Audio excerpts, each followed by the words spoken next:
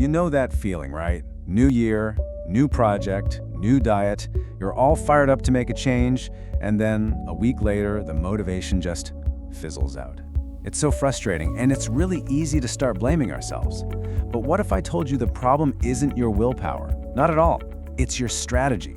Okay, let's dive into the science of what's really going on. I mean, does this feel just a little too familiar? You get that huge burst of enthusiasm, you make all these detailed plans, you can perfectly picture this new and improved future you, and then, well, life just kind of happens. That gym membership starts collecting dust, and that book you were going to write is still stuck on page 1. It is an incredibly common, totally human experience. So the very first thing we've got to do is just let go of the guilt. I'm serious, this is not about you being lazy or undisciplined. It's more like a predictable glitch in our mental wiring that frankly affects almost everyone. And you know what's great about predictable things? They're also solvable. To really get this, let's go straight to the research. We're looking at a massive review of studies by a psychologist named Peter Gallwitzer. He and his team combed through decades of work on goals because they wanted to know one thing: just how often do our good intentions actually fail to become reality? And the number they found is, well, it's kind of staggering. In all these different studies, almost half, 47%, of the people who fully intended to do something simply didn't. That is a massive disconnect between what we plan to do and what we actually end up doing. And this amazing research gives our struggle a name: the intention-behavior gap. You know, just giving it a formal name kind of helps, doesn't it? It takes it from being some secret personal failure and turns it into a concrete problem we can actually analyze and solve with the right tools. The answer everyone jumps to is willpower, right? You just need to try harder.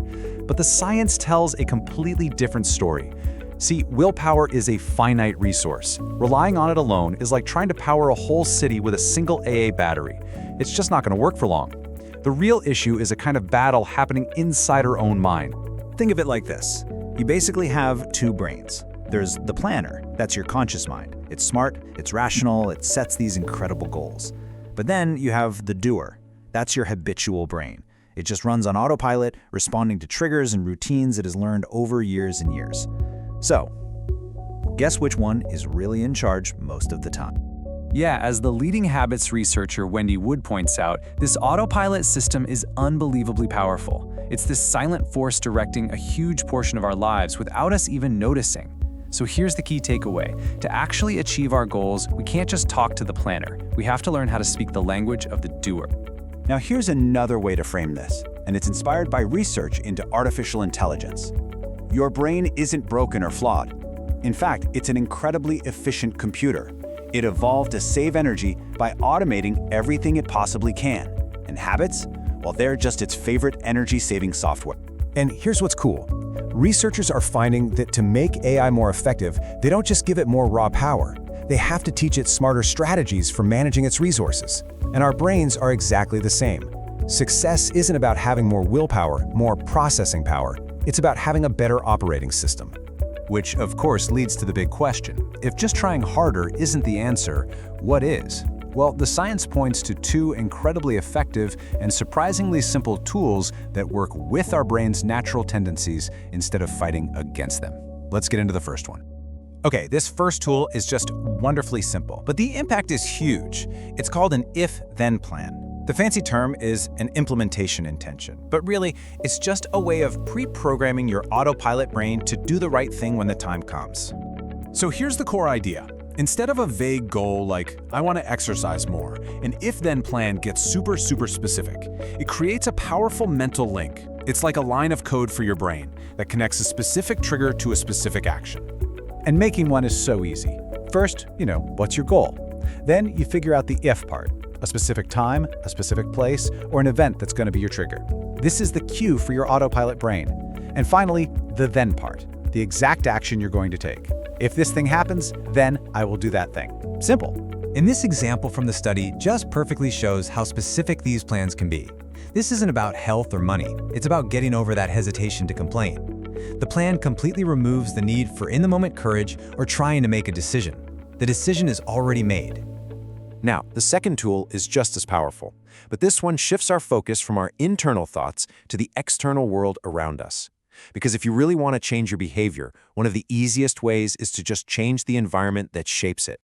This quote from Wendy Wood just nails it, doesn't it? We want to make our good habits the path of least resistance. We're basically engineering our world so that our autopilot brain defaults to the right choice, without needing a big motivational speech every single time. And there are really two sides to this coin. For bad habits, you want to add what's called friction.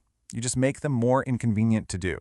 And for good habits, you want to create really obvious cues and remove any friction standing in your way.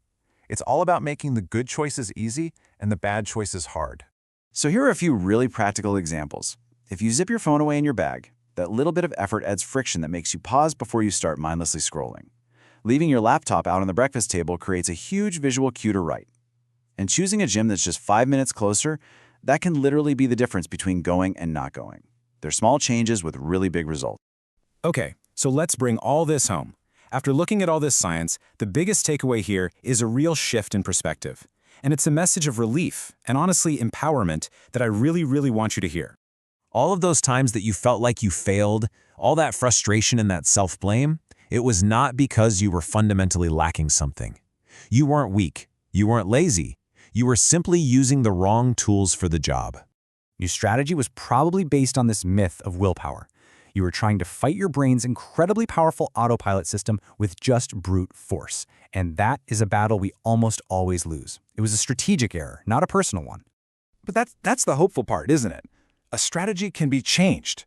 And now you have two science-packed, powerful tools, if-then plans and environmental design, to build a system that actually works with your brain, not against it.